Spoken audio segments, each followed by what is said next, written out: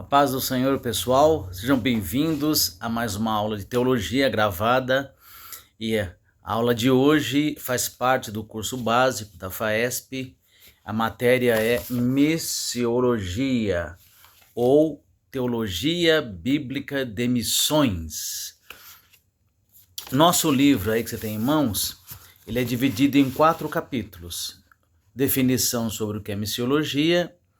Segundo capítulo é a definição dos termos usados. Terceiro, Deus das missões. E quarto, Bíblia, o livro missionário. Então vamos lá iniciar esta aula. Missiologia é teologia bíblica de missões. Bom, vamos definir primeiro aqui, saber o que é teologia de missões, né? De maneira bem clara e objetiva, teologia de missões é o estudo da teologia aplicada à obra missionária. Em resumo, a teologia ela é composta de 9 temas, a teologia sistemática, né? Doutrina de Deus, primeiro, doutrina da Bíblia, doutrina de Deus, de Cristo, do Espírito Santo, do homem, do pecado, da salvação, doutrina da igreja, doutrina das últimas coisas, e doutrina de missões. Então são 10 temas. Esses 10 temas, eles estão relacionados, eles fazem parte da teologia. Todos esses temas estão ligados a Deus. Teologia o que é? O estudo de Deus, do ser de Deus e de algo, de tudo aquilo que é relacionado a Deus. Por isso chama-se teologia. Teo, no grego Deus, logia, estudo. E a teologia também ela é aplicada em missões. Por exemplo, por que eu preciso estudar teologia aplicada a missões? Vamos dar um exemplo aqui. Eu posso entrar numa igreja católica durante a missa e pregar o evangelho para eles? Não, não posso fazer isso. Mas eu não estou pregando o evangelho? Sim, mas toda a pregação do evangelho ela tem limites, né? E ela tem que ser estabelecida dentro de parâmetros que estão contidos na Bíblia. Segundo, a teologia de missões, ela enfatiza que nós devemos pregar a obra missionária, fazer a obra missionária e pregar o evangelho baseado na palavra de Deus, não naquilo que nós entendemos, naquilo que nós achamos, naquilo que nós estudamos, mas baseado na palavra de Deus. A Bíblia ela contém a mensagem do Evangelho de Deus. E, portanto, nós precisamos aplicar o Evangelho em missões. Então, a teologia de missões, ela é um estudo disciplinado, né, que lida com questões que surgem quando o povo da fé, ou seja, os cristãos, entendem e tentam cumprir os propósitos de Deus no mundo, tais como demonstrados no ministério de Jesus Cristo. Então, é um estudo, é uma referência crítica sobre atitudes e ações adotadas pelos cristãos em busca do conhecimento do mandato missionário. Sua tarefa é validar, corrigir e estabelecer sobre um melhor fundamento toda a prática da missão. Isso é teologia bíblica de missões, a teologia aplicada à obra missionária. Então, a teologia de missões ela é fundamental para cumprir o propósito das partes envolvidas. A igreja existe para o cumprimento de uma missão, sabemos muito bem, né, disso, e precisamos ter clareza quanto ao significado de suas implicações. E a teologia contribui nesse sentido com o povo de Deus. Por um lado, a teologia precisa desembocar na vida prática, muito especialmente no exercício da missão. Porque estudar teologia só por estudar, né, é uma perda de tempo. A teologia, ela tem que resultar em uma vida prática melhor. É o exercício da teologia. A teologia é a teoria e a prática também é teologia aplicada à vida das pessoas. Infelizmente, a história nos mostra que, na verdade, o que existe é um grande distanciamento entre teologia e missões, e fatalmente os alunos têm sentido graves e terríveis danos por causa disso. Então, precisamos formular uma pergunta extremamente importante, buscando uma resposta satisfatória. Qual o verdadeiro e grande prejuízo em separar teologia e missões na teologia? O grande prejuízo, um deles, é que muitas vezes nós não formamos discípulos, mas formamos seguidores, formamos fãs, formamos uma legião de admiradores. A gente muitas vezes vê, por exemplo, quando um pastor está dirigindo uma igreja, ele sai da igreja e as pessoas vão junto com o pastor, então nós não estamos formando discípulos de Cristo, mas discípulos de nós mesmos. É uma falha da teologia aí. Então a natureza de missões que a igreja tem a cumprir não é humana, mas é divina. Sendo assim, embora seja executada por seres humanos, o seu sucesso repousa exclusivamente sobre a autoridade de Deus e não na autoridade do homem. É preciso que toda a teologia seja fundamentada em Deus, mas sem deixar de enfatizar a relação direta do Criador com a sua criatura. Caso contrário, teremos grandes prejuízos, principalmente o prejuízo de distanciar a tarefa da teologia da sua maior e principal tarefa, que é conscientizar e treinar o povo de Deus para a sua missão, contribuindo também na sua manutenção. Então isso é teologia de missões. Outros pontos que temos de destacar. Deus é quem dá o primeiro passo no cumprimento da missão. Porque a missão, vamos entender bem aqui, missão, ela pertence a Deus. É de Deus a missão de resgatar o homem consigo mesmo. Mas nessa missão de Deus, ele permite que nós participemos desta obra. Mas a missão é de Deus, mas ele abre a oportunidade para nós fazermos parte da pregação do Evangelho. Jesus Cristo trabalhou na direção de alcançar e salvar os perdidos, demonstrando, entre outras coisas, o caráter da missão que a igreja possui, que é de abnegar-se a favor do outro. Terceiro ponto é que o Espírito Santo, ele é o realizador de missões, Ele prepara a igreja para a pregação do Evangelho, para o discipulado também, e para cumprir corretamente e com fidelidade o padrão estabelecido nas Escrituras. Em resumo, a pregação do Evangelho em missões, ela tem que ser feita de forma correta e ter como base a Bíblia Sagrada. Eu não posso, na pregação do Evangelho, incluir na minha mensagem minhas práticas e meus costumes. Eu tenho que pregar aquilo que está contido na palavra de Deus e não o meu entendimento sobre aquilo. Missões, eu tenho que deixar de lá de fora os meus conceitos e pregar exclusivamente o que ensina a palavra de Deus.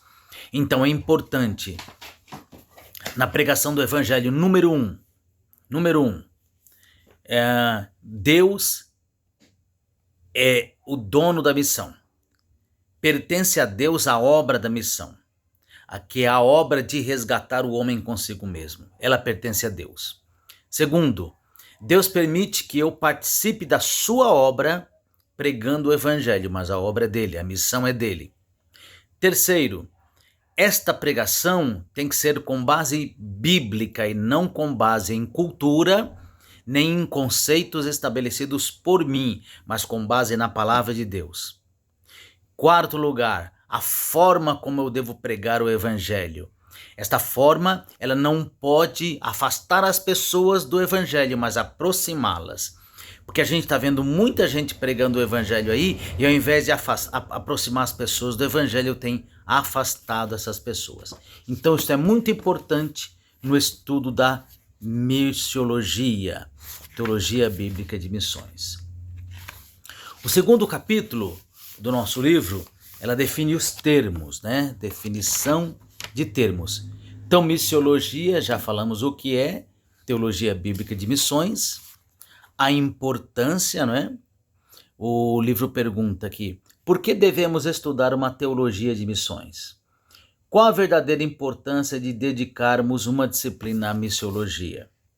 Levando em consideração que a missiologia tem relação indissociável, né? Está totalmente ligado com a grande comissão, o ato de enviar e a atitude de cumprir a missão recebida, esta disciplina atua principalmente nas elaborações e definições de estratégias e parâmetros para que a ordem imperativa de Jesus seja cumprida com fidelidade.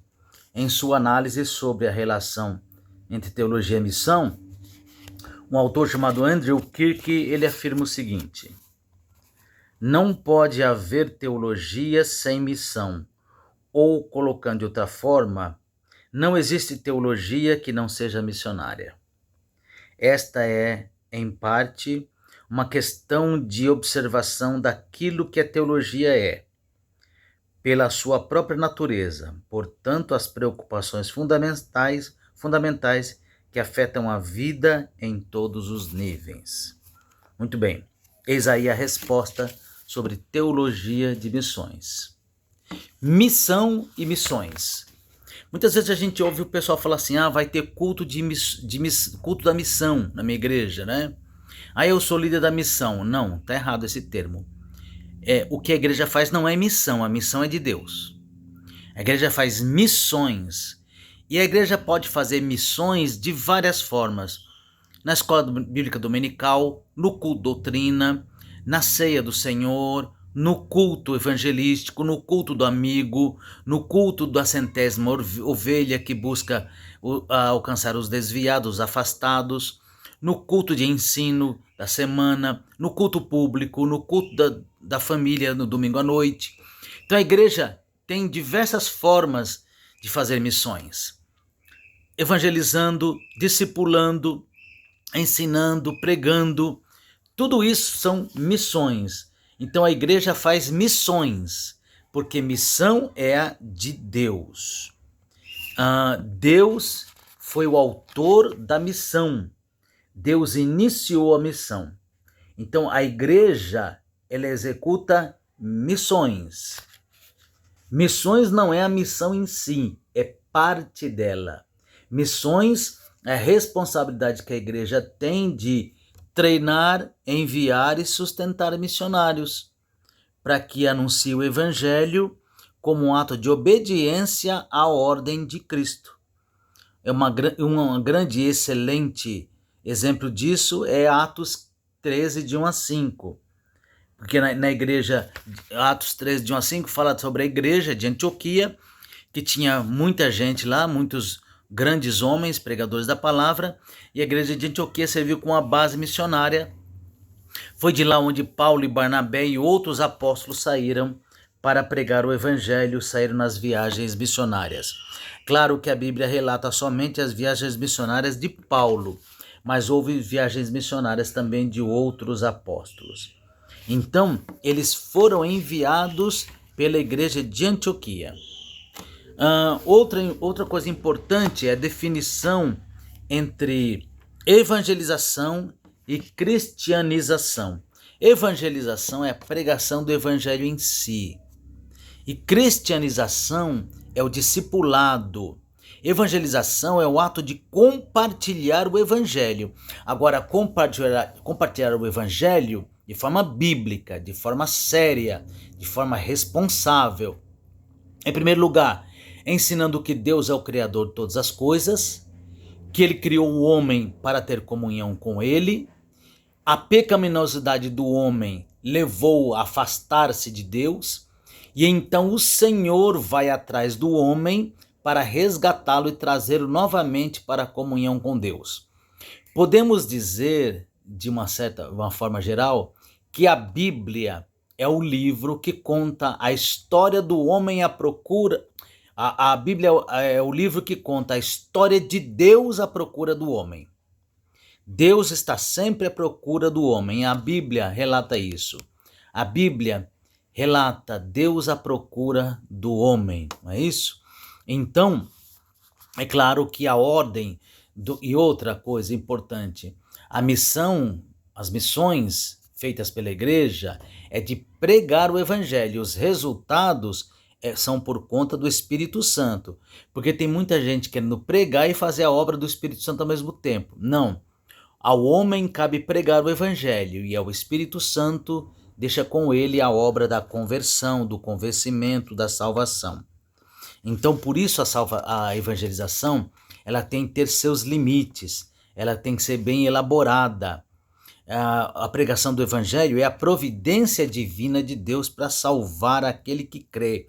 O evangelho precisa ser pregado porque é através dele que o homem vem a receber a fé. E por meio da fé ele pode ser salvo. Então, a evangelização deve fazer parte das prioridades da Igreja de Cristo. Agora, uma vez evangelizado, este homem, este ser humano, precisa ser cristianizado, ou seja, discipulado. Ele precisa entender o que é o evangelho, o que é a igreja, o que é ser um cristão, a sua responsabilidade com a obra missionária, com o sustento da obra.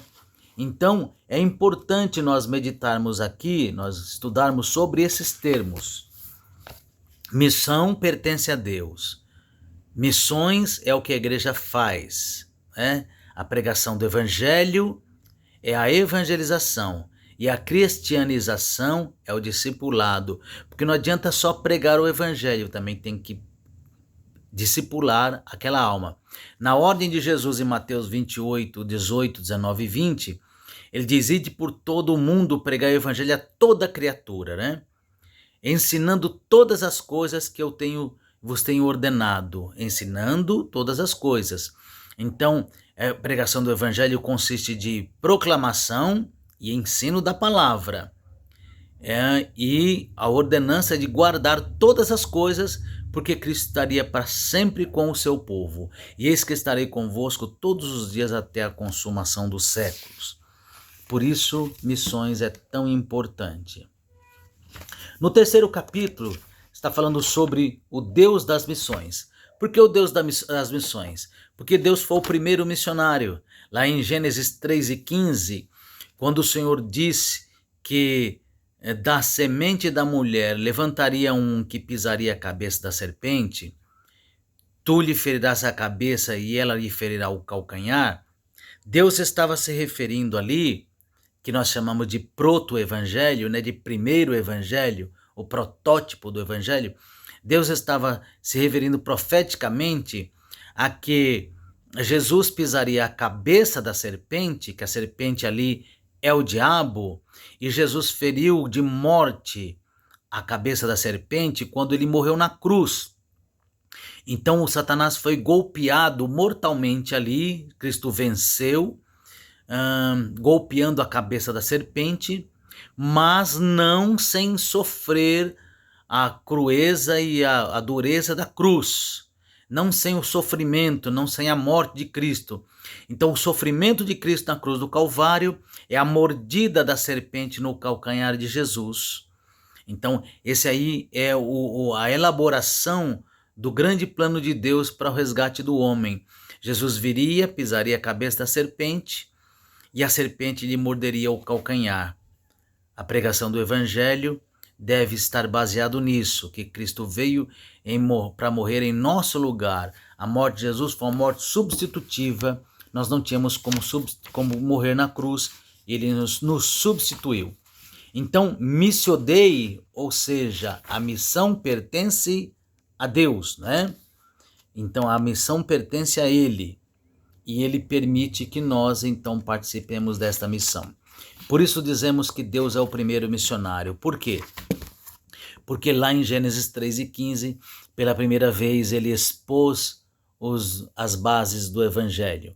Jesus viria para morrer na cruz em nosso lugar, para ferir a cabeça de Satanás, da serpente, e sofreria a dor da cruz, o sofrimento da morte, que seria a mordida da serpente no seu calcanhar. Por isso Jesus é o maior exemplo de missões, de missionário. Ele é o maior exemplo de missionário, porque ele pregou a verdade de Deus, ele pregou uma mensagem, a sua morte foi a grande mensagem, a mensagem das boas novas do Evangelho. E o Espírito Santo é o atualizador das missões, porque é ele quem capacita, aperfeiçoa, treina, é ele quem chama, é ele quem vocaciona, é ele quem instrui, é ele quem desperta, e ele é o agente de missões. É o Espírito Santo, o grande executivo, a terceira pessoa da Trindade que dá expansão ao Evangelho. É ele que envia, capacita e treina os missionários para a pregação do Evangelho. Por isso dizemos que o Espírito Santo é o atualizador das missões. E assim, então, nós resumimos aqui os 3 primeiros capítulos do nosso livro. Nós vamos reservar um vídeo aqui somente para o 4º capítulo, tratando do tema Bíblia, o livro missionário, porque é muito interessante observar que em cada livro da Bíblia há uma perspectiva teológica. De Gênesis a Apocalipse, há uma perspectiva teológica e missionária em cada um deles. Por isso a Bíblia é o livro das missões. Nós vamos falar então sobre cada livro, ou os blocos de livro, e encontrar nesses livros a perspectiva missionária ou missiológica contida em cada livro. Deus abençoe a sua vida e até a próxima aula em nome de Jesus.